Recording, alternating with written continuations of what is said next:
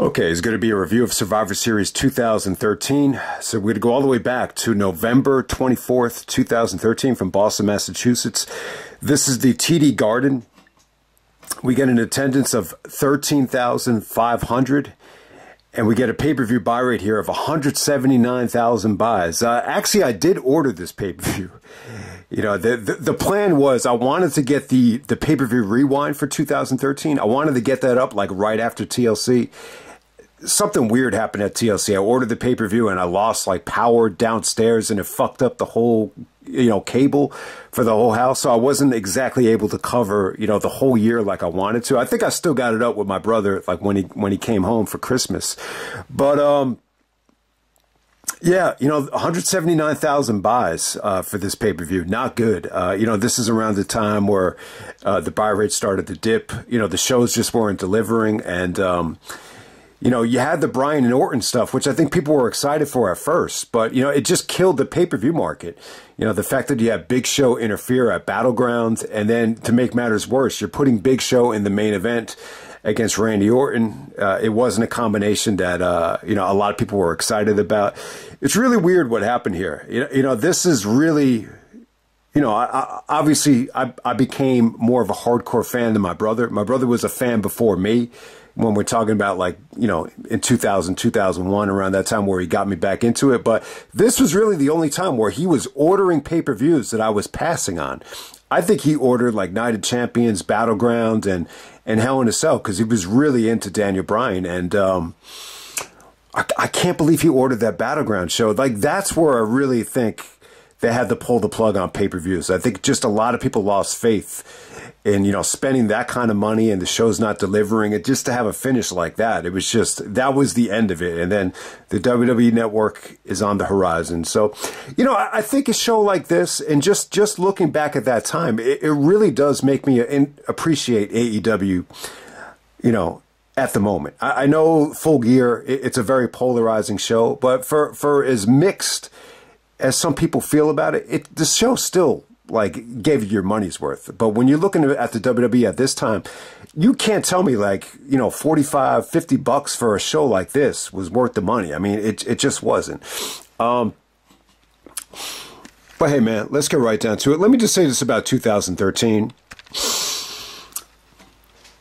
Obviously, it's hard to use this show as an argument for the year, but what 2013 has, I think, on 2011 and 2012 is, you know, you got, you know, Daniel Bryan was, you know, utilized, I think, a lot better this year.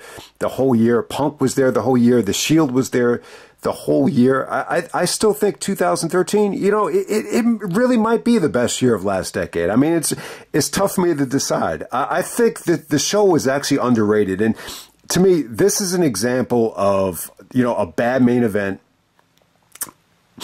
just destroying, you know, the perception of the pay-per-view. The perception of the show is just negative. It's as simple as that. You go to Cage Match, this is even lower than 2011 and 2012 by far.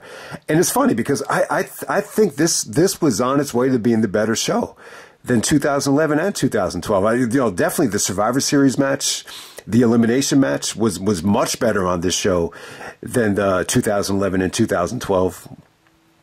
No doubt about it. And, you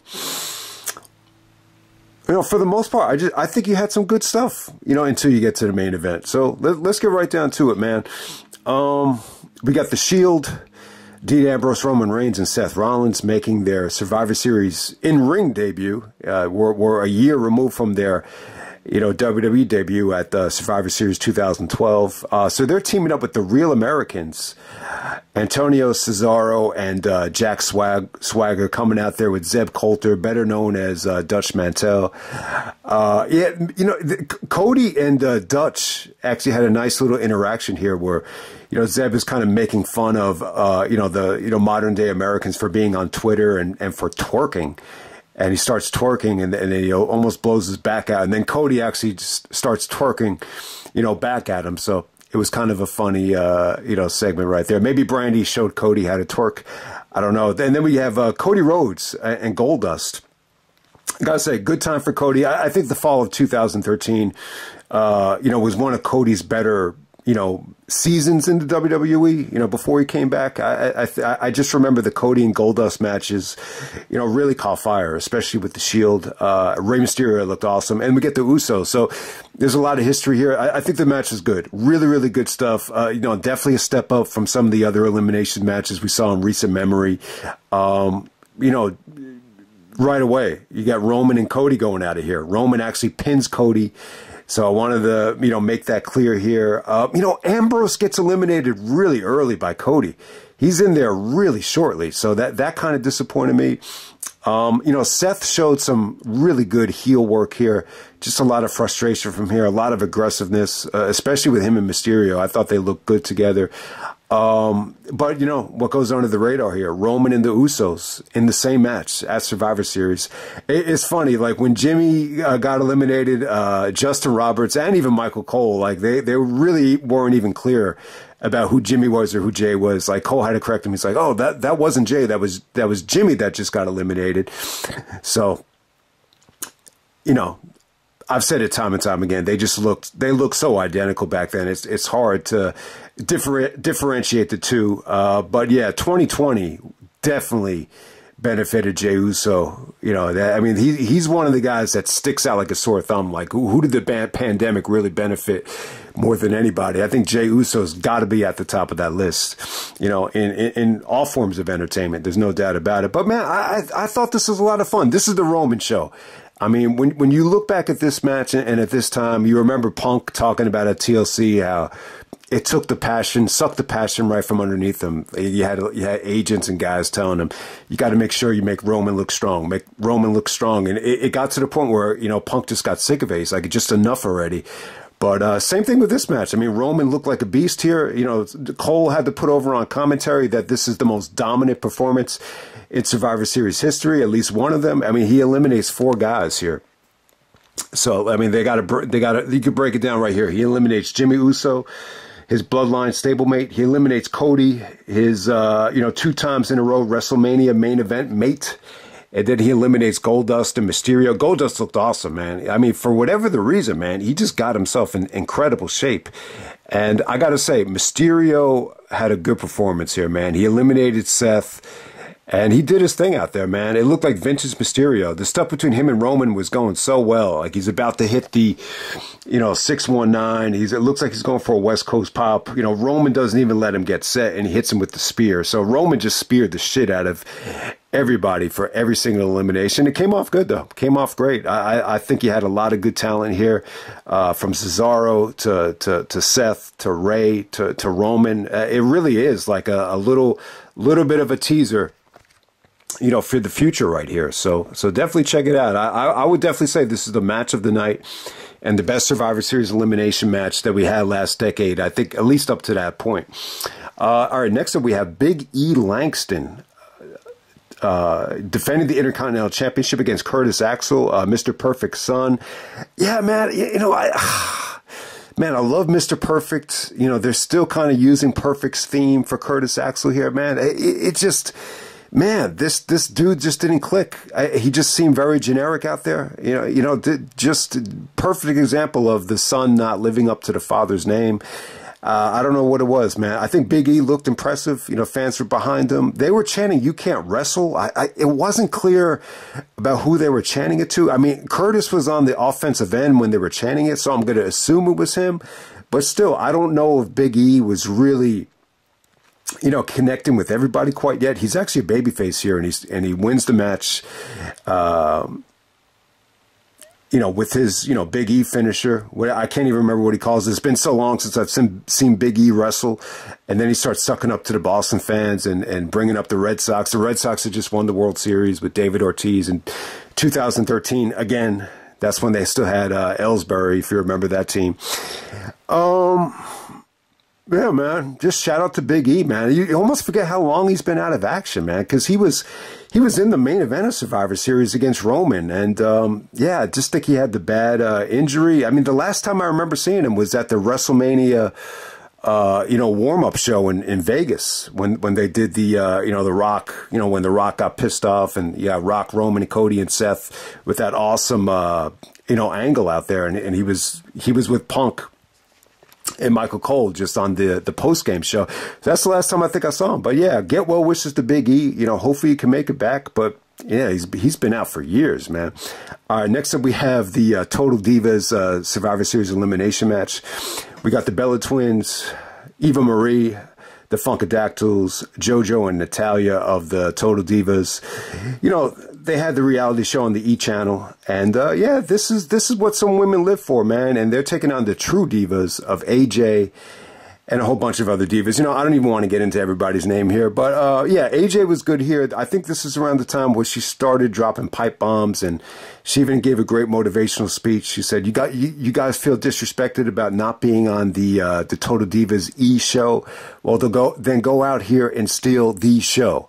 So it was a good promo from AJ. I think, you know, AJ was cutting some great promos at the time. She definitely found her groove on the mic. And she, you know, even when she was bad on the mic, I always thought she was engaging because she's, you know, she's a beautiful girl. And she always had good facial expressions, good facials. I'm sure Punk will love that. But, you know, I think, you know, the thing that really stood out about this match, and, you know, I had to remember the promo. There was a promo leading up to this thing with AJ and I think the Bellas. And AJ actually said to one of them, she says, "Les be honest." So I don't know what that meant. You know, maybe there's more to it than you know, you even want to dissect there. Maybe some of the divas in the locker room are like closet lesbians or whatever. But, you know, AJ was taking a lot of shots at the this Total Divas show. But this match was ambitious. I think it was very ambitious. You know, a lot of these girls could not wrestle. And let's be honest, man. Let's be honest, like AJ said. You know, I think when you look at this many divas getting into the business, it's unrealistic to think that all these girls love wrestling. I mean, most girls, in my opinion, I think most girls just don't, you know, naturally enjoy the business. I think the reason you had so many women involved here is, you know, I just think women would do anything to be on television. Even we saw it on that HBO special Maxine, which, you know, that's the show where, you know, I think there is a lot to it with the, you know, the plastic bag incident with AEW, you know, but, you know, the premise of that show is, you know, all these girls want to be stars. You know, to be a big star, you got to get on TV, you know, no matter what, whether it's being in the adult industry or a movie star, or, you know, some people want to use wrestling as a way to catapult to, you know, superstardom. So it's unrealistic to think that all these girls want to be wrestlers like a Bayley. You know, Bayley's a rare case where, you know, I think she's legitimately a tomboy that was a wrestling fan, but you can't say that about, you know, Summer Rae, for example. So, you know, it was ambitious. The eliminations were quick. It really didn't bother me that much, but there were a lot of girls who were very, very green here. AJ put on a good performance. She really, really did. She ended up tapping out to Natalia. Natalia was really, you know, used well on the E! show. I mean, she really was. She was really like one of the biggest stars on the show. And she was the sole survivor with Nikki Bella, as Michael Cole had to correct himself and point out later on in the show. So, yeah, I mean, this is definitely the worst thing of the night. But, you know, when you see how many divas there are, it was really...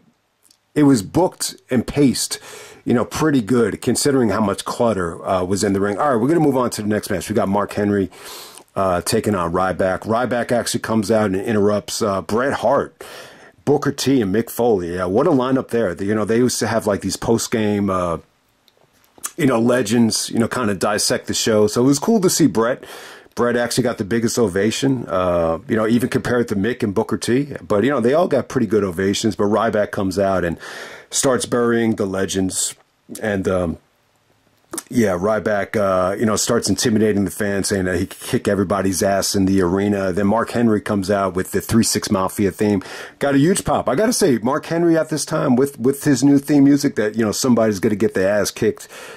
They got good reactions, man. Even at Survivor Series 2011, I was there live for that, and that got a good reaction. This got an even better one. and he comes out rocking the Rick Ross look with the bald head and the beard. A lot of people wanted to look like Rick Ross at this time. I remember even Vince Carter, you know, tried doing it as well.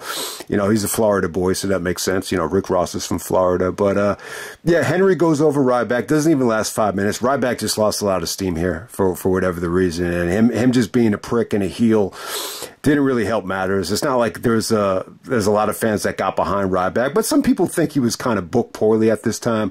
Yeah, he had a bad fall. I think they tried to put him with Heyman, and I don't think Heyman's heart was in it. I think it came out that Ryback even said that he learned nothing from Heyman, which is almost like sacrilege. I mean, how could you learn nothing from Heyman? But hey, maybe Heyman didn't, you know, see a lot in Ryback to even, you know, take it a step further and teach him anything insightful. So who knows?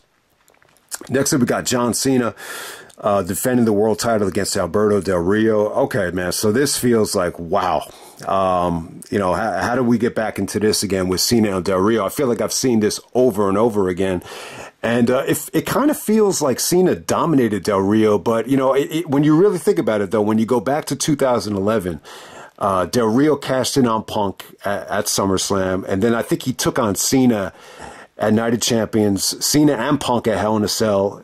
And then he took on Cena at Vengeance in the Last Man Standing match. Well, you remember the whole ring was already broken when they had the Last Man Standing match. So, yeah, when you think about it, Del Rio went over Cena, you know, 3 pay-per-views in a row in 2011. But in 2012, I think this is what happened. I think Cena actually tore his triceps before SummerSlam. He was able to get through the match with Daniel Bryan at SummerSlam. They still had a classic. You know, when I look back on it now, the fact that Cena was injured at SummerSlam, it kind of makes me angry. It kind of makes me wish like Cena and Bryan had, you know, another return match after SummerSlam. I don't think they did.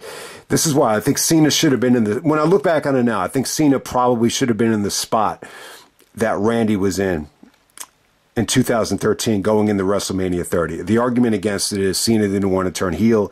I get it. We've talked about that a million times. No one wants to talk about Cena turning heel.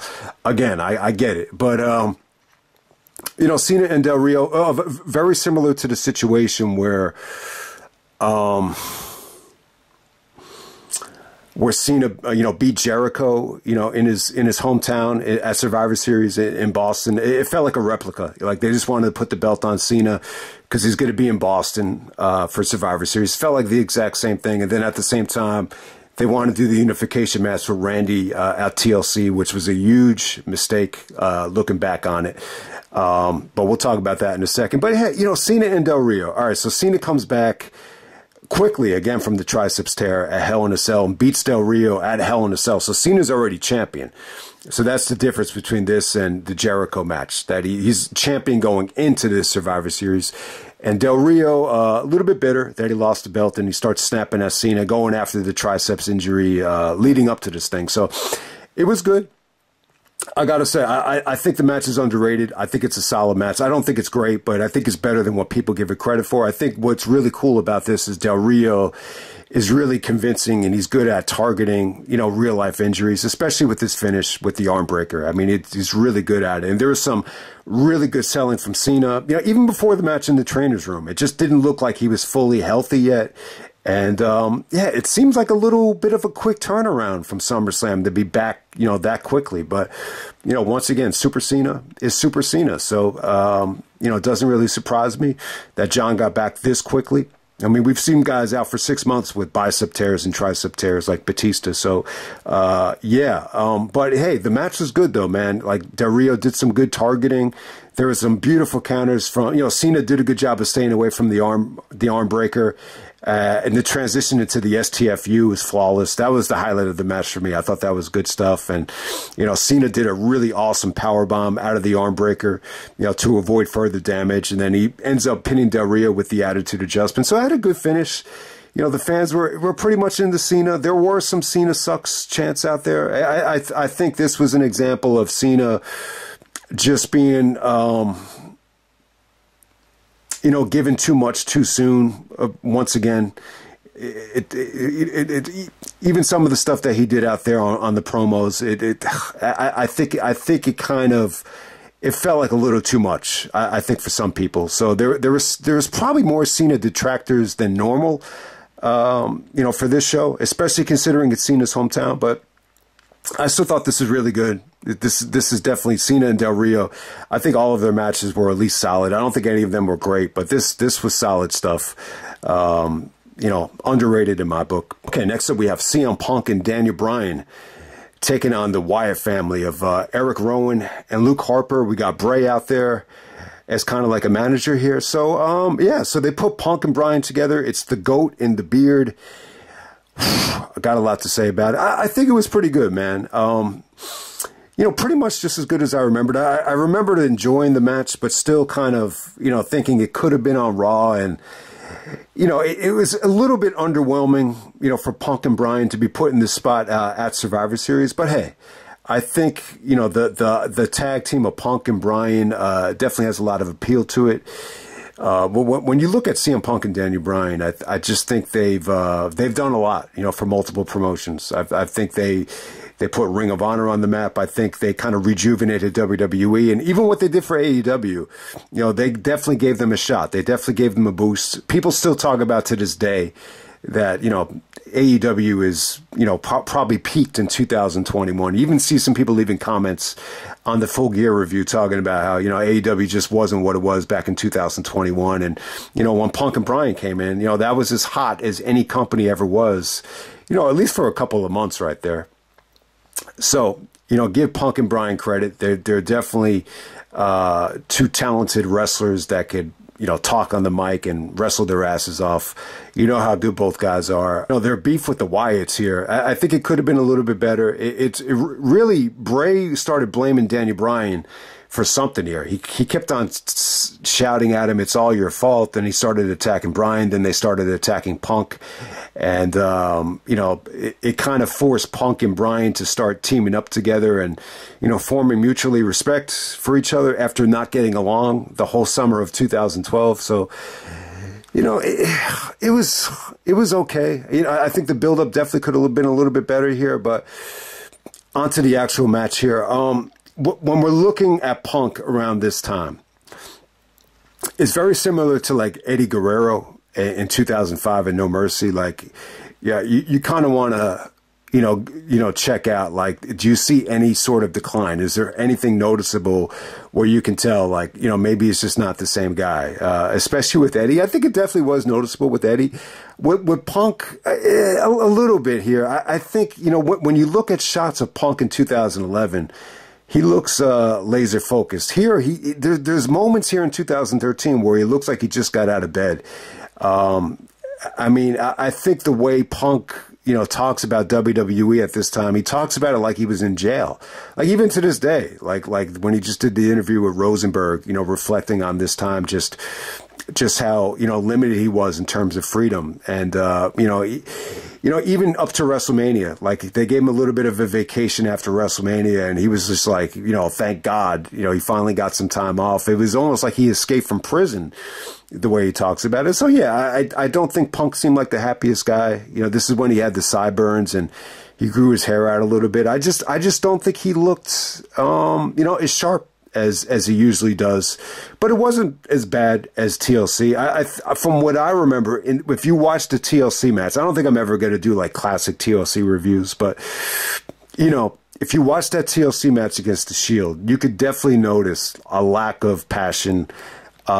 Just something was off. He just didn't look motivated. It's not as prevalent in this match, but still, I think Punk has had better performances. I think Daniel Bryan really had to carry the match with his, you know, connection with the fans, his cardio. Bryan looked amazing here. It really just makes you appreciate Bryan in 2013 so much more. I mean, he looked awesome, and Punk probably was the MVP of 2013 because his match quality was so good.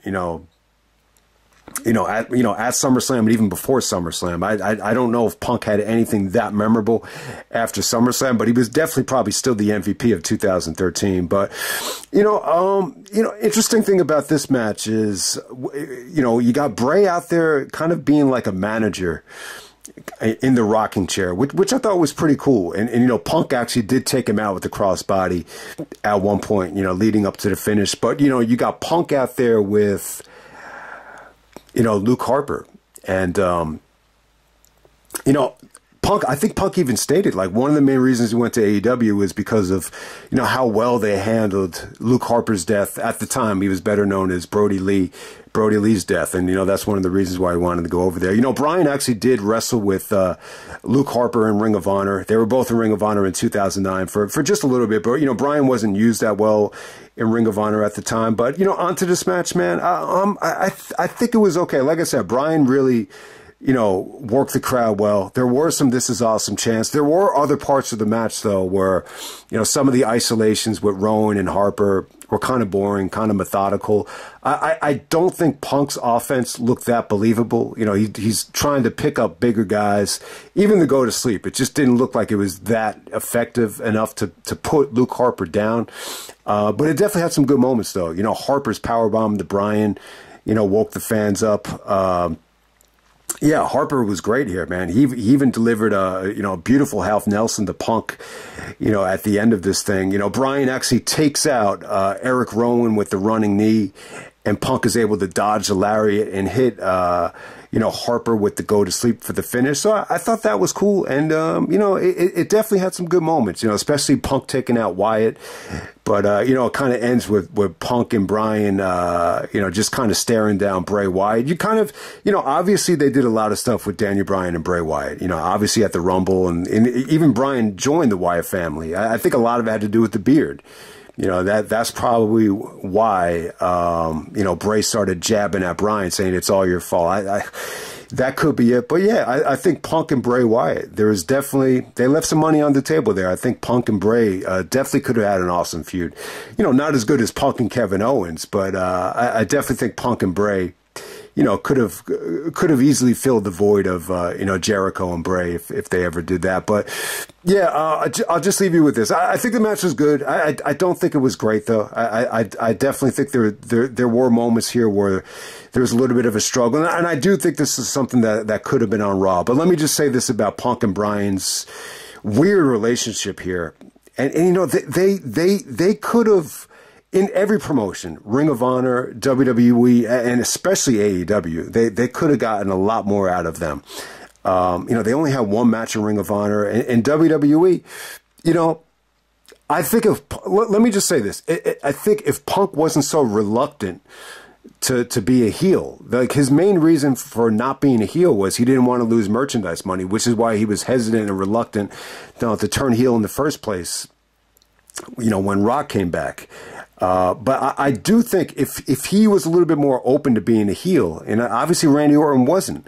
Randy loved being a heel, so maybe that's why he found himself in that spot. But I think if Punk would have been accepting to the idea of being a heel, you know, who knows? You know, maybe he could have found himself in that spot where the Authority wanted to get behind him. But you know, from my recollection, you know, at this time, I know Triple H is, you know, getting a lot of love nowadays. And, you know, he did an incredible job last year. I don't think this has been that great of a year for WWE. But I think the important thing to realize is, you know, this whole WrestleMania season, you know, Punk was supposed to wrestle Triple H at WrestleMania. And, you know, Punk, yeah, it's funny. I mean, you would think, you know, wrestling Triple H is like the pinnacle. And Punk kind of looked at it like Triple H was trying to, you know, hold on to that top spot by using his name, you know, to be in that spot. So that's really a weird way to look at it. But yeah, I think when you look back at this time, though, I really thought Triple H was making a little bit of a mistake here, you know, with, you know, the whole Randy Orton thing and the Authority, you know, going with Orton in this spot and kind of using Orton to set up a big, you know, unification win for Batista, which was definitely the plan. I thought that was a huge, you know, mistake. The Punk and Bryan relationship, I think the WWE could have definitely, you know, cashed in on it more than they did, especially AEW as well. They didn't even get to touch an AEW. And I know that was probably Punk's plan. Like, he wanted to keep Bryan separate, you know, kind of doing like a Brett and Shawn thing where keep them separate and then have them meet. But it's a weird relationship, man. It really, really is. I don't know if they really ever clicked. I think, you know, if you've heard a lot of negative things and mixed things here, you know, there was a report that came out that Punk, was extremely jealous of, Daniel Bryan's push around WrestleMania 30, and maybe that's one of the reasons why he walked out. That definitely did came out. But then you hear other things like, Punk was very happy that, he made the change from sitting on his couch and everything like that. But yeah, I definitely think Punk, anytime you have Punk and Triple H on the marquee for WrestleMania and it doesn't happen, I was more disappointed than anybody because of that. But, you thought Punk and Bryan, you thought everything was cool at AEW, and what they did for AEW was incredible. But I think the Cabana stuff is where the relationship fell off the tracks. I really think it was. I think, when Punk had the issue with Jungle Boy, Jack Perry, at All In at Wembley, I think everybody's reaction was, you got to be fucking kidding me, like, not again. So, I think everybody was going to be anti-Punk at that time. But I think one of the reasons why Bryan, recommended for Punk to, be exiled out of the company, when you have a mutual friend like that, it's gonna divide people. Bryan is really close with Colt Cabana, and for Punk just to humiliate Cabana the way he did in the press conference, you're gonna have like a division of friends, because of that. So I think that's one of the things that happened there, why that relationship kind of faded. But Bryan is such a good guy. And I don't think he's going to hold a grudge forever. It's a shame, man, because there's just so much potential there. But, I don't think it's like the type of beef, that can't ever be rectified. But it's pretty cool that they teamed up together here at Survivor Series. Okay, and on to the main event. We got Randy Orton defending the belt against Big Show for the WWE Championship. Okay, so from what I remember, there's a show called Battleground. I guess they had 2 pay-per-views in October, which is crazy. And, Big Show, ruined the main event between Orton and Daniel Bryan, which is actually a show that my brother bought on his own. And it shocked the shit out of me that when I found out that he actually, got that pay-per-view. But kind of a crappy ending there. All right, so the important thing is here, Big Show is a babyface. I think this is babyface turn number 44 for Big Show. I think that sounds about right. But seriously here, they tried to make Big Show out to be more of like a rebel, to be honest with you, kind of going up against the Authority, and the Authority, Stephanie, like slapped the shit out of him, like slapped him like multiple times in a row and fired him. Big Show actually files a lawsuit, and the WWE as a whole, they were so worried about damages and financial liabilities and all that shit so much that they just decided to settle and decide to bring Big Show back. Big Show insists that, he wants one more perk, and that's a title shot against Randy Orton.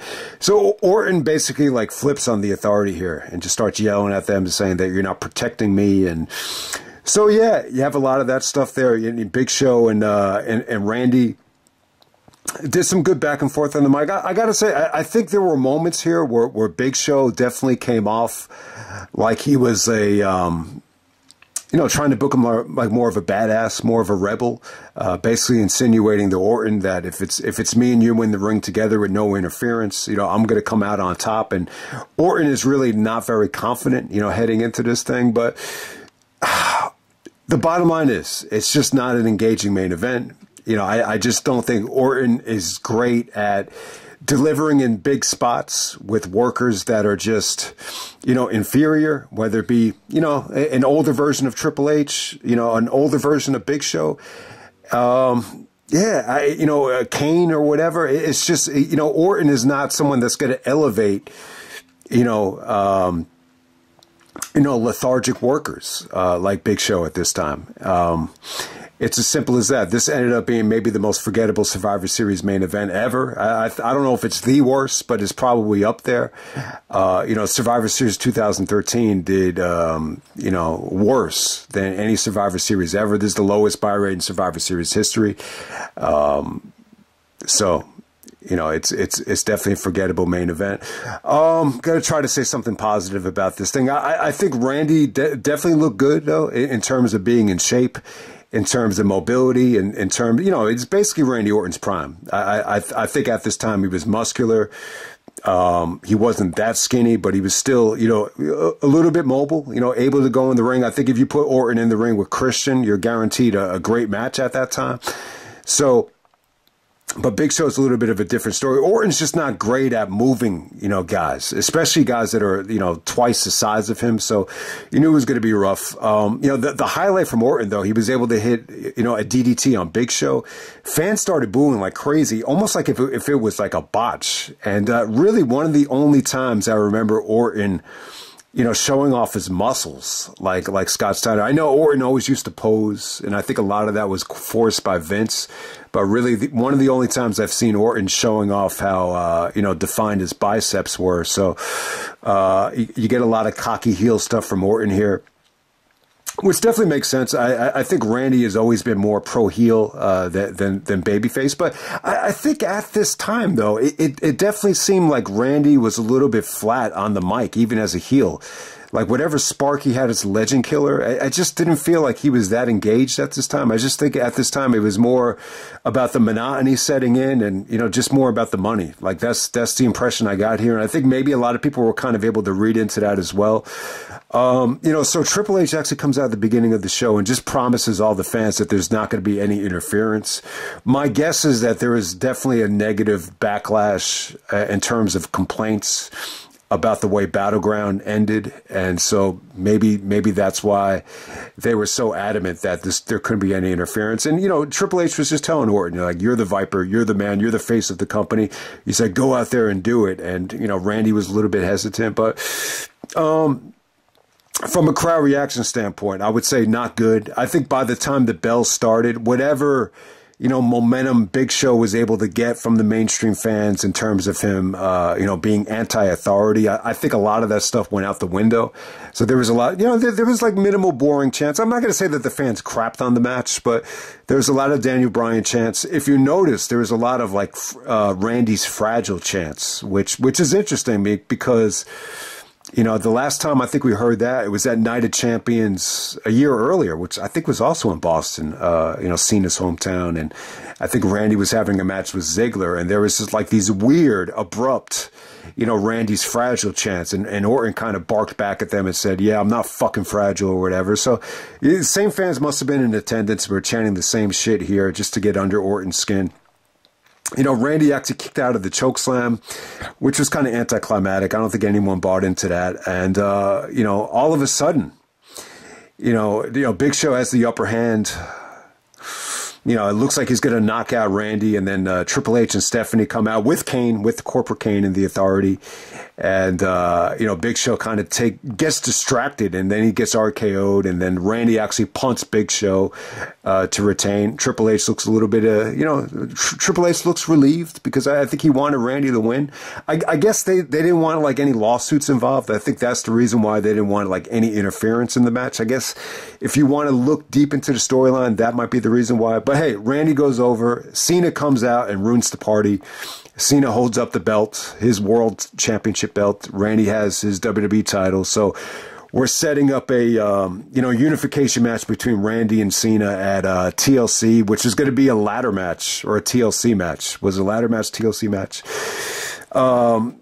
Once again, the unification match is scheduled to happen in December. I'm going to say this. I don't think I'll ever review, you know, classic TLCs. I'm just not a big fan of the gimmick pay-per-views.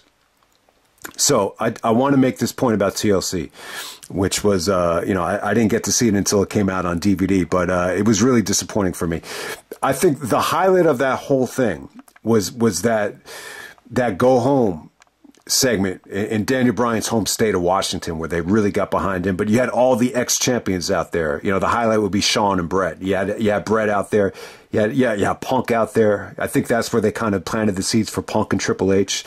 I love that segment. I really do. But, you know, the idea of, you know, both times the unification match happens at December, kind of weird. And, you know, the reason for that is the Royal Rumble. You know, the Royal Rumble is the main reason why I think that happened both times. You know, in 2002, Triple H wins the Rumble, gets the main event at WrestleMania. So you didn't want to do the unification match at WrestleMania because of that. And same thing, Batista comes back in 2014, wins the Rumble. you got to set aside him to go after the unified belt at WrestleMania. So that will be your answer to why both times it happened in December. So, but I'm not a huge fan of it. I still think there's a way. There could have been a way to do a title versus title match at WrestleMania. Eventually you did get it with Brock and Roman. It wasn't that memorable, but, it still was kind of a big match for that time. But, the idea of Randy and Cena, though, for the unified belt, it's not the worst idea of the world. I think two things hurt it. I think timing. I think at the time, Randy and Cena will become 13, 14, 15, 16 time champions, whatever it is. It's what is it like? It's almost like 30 between both guys. I think that's the biggest factor at this time. You're just sick of seeing them. Like, you could just tell. Like, even this ending of the pay-per-view with both guys holding up the belts, it's like nobody cared. And then at the same time too, like the ladder match between these two guys. A ladder match is not the type of match for these two guys. I mean, they're not made for ladder matches. Cena's not a high flyer. Neither is Orton. They're just not, it's just not their match. So once again, the gimmick pay-per-view is hurting, the main event. It's just not conducive for their skill set. So I think that's the biggest knock against this Randy and Cena unification match, which no one remembers. And people crap on Jericho's undisputed title win, but I'm going to say this, man. That night of Vengeance 2001 where Jericho unified the belts, I think it's 10 times better than this TLC bullshit. So I just wanted to make that point. So yeah, man, Randy would go on to be the unified champion. It's tough, man. I like the idea of Punk being in that spot. I like the idea of Cena being in that spot. It definitely felt like, this was Triple H's plan, to do Randy and Batista, the two Evolution boys, finally, meeting and finally kind of, graduating to that main event of WrestleMania level. That's how it came off to me. And it was just a mistake. It was a big mistake. And I'll just end it right there, man. That's Survivor Series 2013. Solid show, though, man. Solid show. Don't let the main event ruin the whole show for you. If you want to crap on the main event, that's fine. But I'm not gonna lie to you and say that this was an awful show from start to finish. Even the Divas match, I think a lot of people are just gonna look at how much talent was in that match and just say it's a mess. But they got them in and out of there pretty quickly. It's not like it destroyed the show like some people make it out to be. But let me just end it right there, man. That's Survivor Series 2013, and I'm out.